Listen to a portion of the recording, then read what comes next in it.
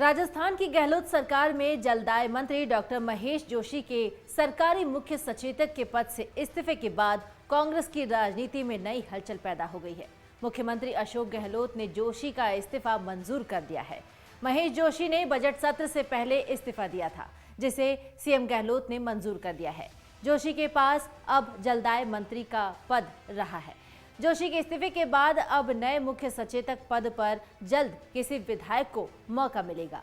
वहीं महेश जोशी के इस्तीफे के बाद से तमाम तरह के सियासी कयास लगाए जा रहे हैं, लेकिन इन सब में सबसे बड़ा सवाल ये है कि आखिर महेश जोशी ने इस्तीफा क्यों दिया और किसके दबाव में आकर दिया। हालांकि इसके लिए कई नाम भी सामने आए हैं, जिसमें सबसे ऊपर नाम सचिन पायलट और दिव्या मदेरणा का है। दरअसल विधानसभा के बजट सत्र के बीच महेश जोशी का इस्तीफा मंजूर करने को 25 सितंबर की घटना से जोड़कर देखा जा रहा है। कांग्रेस विधायक दिव्या मदेरणा ने महेश जोशी से इस्तीफा मांगा था।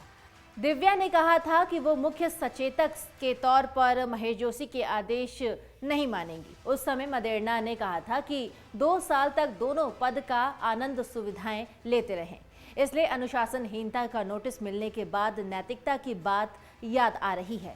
इंतजार किसका है? स्वयं इस्तीफा दें एक पद से। नए कांग्रेस अध्यक्ष ने भी स्वतः दिया था एक पद से इस्तीफा और सबको इससे साफ संदेश दिया है। बता दें कि महेश जोशी पर 25 सितंबर को यूडीएच मंत्री शांति धारीवाल के बंगले पर विधायक दल की पैरेलल बैठक बुलाने के लिए विधायकों को फोन करने के आरोप लगे थे। इसके बाद धारीवाल, जोशी समेत 3 नेताओं को कांग्रेस अनुशासन समिति ने नोटिस जारी किए थे, जिनका जवाब दिया जा चुका है। अब अनुशासन समिति का फैसला आना बाकी है। दूसरी तरफ सचिन पायलट ने 2 दिन पहले ही 25 सितंबर की घटना के लिए जिम्मेदार नेताओं के खिलाफ कार्रवाई का मुद्दा उठाया था। सरकारी उप मुख्य सचेतक महेंद्र चौधरी को अब मुख्य सचेतक बनाए जाने की संभावना है। चौधरी गहलोत के खास माने जाते हैं। हालांकि इस पद के लिए दावेदारों की लंबी कतार है। सचिन पायलट ने कहा था कि कांग्रेस विधायक दल की बैठक का बहिष्कार करने वालों पर पार्टी आलाकमान को निर्णय लेना चाहिए। आपको बता दें कि राजस्थान कांग्रेस कमेटी मुख्यालय में मीडिया से बातचीत करते हुए जोशी ने कहा था कि मुझे कभी किसी पद की लालसा नहीं रही। पार्टी ने मुझे 2 जिम्मेदारियां सौंपी और मैंने दोनों जिम्मेदारियों को बखूबी निभाया। अब मुझे लगता है कि मुख्य सचेतक वाला कोई ऐसा काम नहीं है जिसका कोई अतिरिक्त लाभ नहीं मिलता, बल्कि दोहरी जिम्मेदारी निभानी होती है। विधानसभा का सत्र चलता है तब विभाग का काम भी करना होता है। इसके अलावा फ्लोर मैनेजमेंट वाला काम भी करना होता है। बाहर भी नहीं जा सकते। आपको बता दें कि 25 सितंबर को कांग्रेस विधायक दल की बैठक का बहिष्कार करने पर महेश जोशी को नोटिस देकर कांग्रेस आलाकमान ने जवाब तलब किया था। जोशी को सरकारी मुख्य सचेतक होने के बावजूद 25 सितंबर 2022 को जयपुर में कांग्रेस पर्यवेक्षक मल्लिकार्जुन खड़गे और प्रदेश प्रभारी अजय माकन की ओर से बुलाई गई विधायक दल की बैठक में नहीं पहुंचने और बैठक का बहिष्कार करने के आरोप में दोषी मानते हुए जवाब मांगा था। महेश जोशी ने जवाब भी दे दिया है। पायलट कैंप एक्शन की डिमांड भी कर रहा है। वहीं इस मामले में प्रदेश प्रभारी सुखजिंदर सिंह रंधावा ने डॉक्टर जोशी के इस्तीफे के पीछे एक व्यक्ति, एक पद और 25 सितंबर को हुई घटना पर कार्रवाई का परिणाम बताया है। प्रभारी रंधावा के बयान के बाद जोशी ने इशारों में सचिन पायलट गुट के नेताओं के खिलाफ कार्रवाई की मांग उठाकर कांग्रेस की राजनीति में नया विवाद पैदा कर दिया है। जलदाय मंत्री डॉक्टर महेश जोशी ने 25 सितंबर की घटना के एक्शन के रूप में इस्तीफा दिया या 2 पदों के कारण दिया।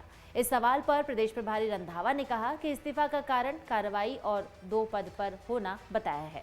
उन्होंने कहा कि इस मामले में आगे भी कार्रवाई होगी। आपको बता दें कि प्रदेश प्रभारी रंधावा शनिवार को जयपुर सर्किट हाउस में पत्रकारों से बातचीत कर रहे थे और इस दौरान उन्होंने कहा कि ये मामला मेरी नियुक्ति से पहले का है। ऐसे में आलाकमान जो मुझे निर्देश देगा मैं वही कार्रवाई करूंगा। इस मामले में मुझे कोई रिपोर्ट नहीं भेजनी, लेकिन आलाकमान अगर मुझे कोई कार्रवाई करने को कहेगा तो मैं तुरंत प्रभाव से कर दूंगा। आलाकमान ने जो मुझे कार्रवाई करने के लिए कहा था मैंने कर दी है। हालांकि इस्तीफा देने को लेकर महेश जोशी ने कहा कि मैंने इस्तीफा दिया, उसे हाईकमान और मुख्यमंत्री ने मंजूर कर लिया है। कांग्रेस प्रभारी सुखविंदर सिंह रंधावा ने इसे कार्रवाई का हिस्सा माना। मुझे खुशी है इस बात की कि कार्रवाई भी हो गई और मेरी इच्छा भी पूरी हो गई। मुझे इस बात का इंतजार है कि जिन लोगों ने पार्टी और सरकार को कमजोर करने की कोशिश की उनके खिलाफ भी कार्रवाई हो, ताकि कार्यकर्ताओं में बराबरी का संदेश जाए उन्होंने कहा कि ये फैसला चलती विधानसभा के बीच हुआ है। मैं मेरा इस्तीफा विधानसभा के बजट सत्र से पहले दे चुका हूँ। मैं तो अक्टूबर महीने से कहता आ रहा हूँ कि मुझे एक पद से मुक्ति दी जाए। जब आपने मुझे मंत्री बना दिया तो दोहरी जिम्मेदारी संभालने के बजाय एक तरफ कंसंट्रेट करो तो ज्यादा अच्छा है। अगर आप ये वीडियो YouTube पर देख रहे हैं तो हमारे चैनल को सब्सक्राइब करें और बेल आइकन को दबाना ना भूलें। अगर आप Facebook पर ये वीडियो देख रहे हैं तो हमारे पेज को लाइक करें। डाउनलोड करें अमर उजाला ऐप और पाएं खबरें लगातार।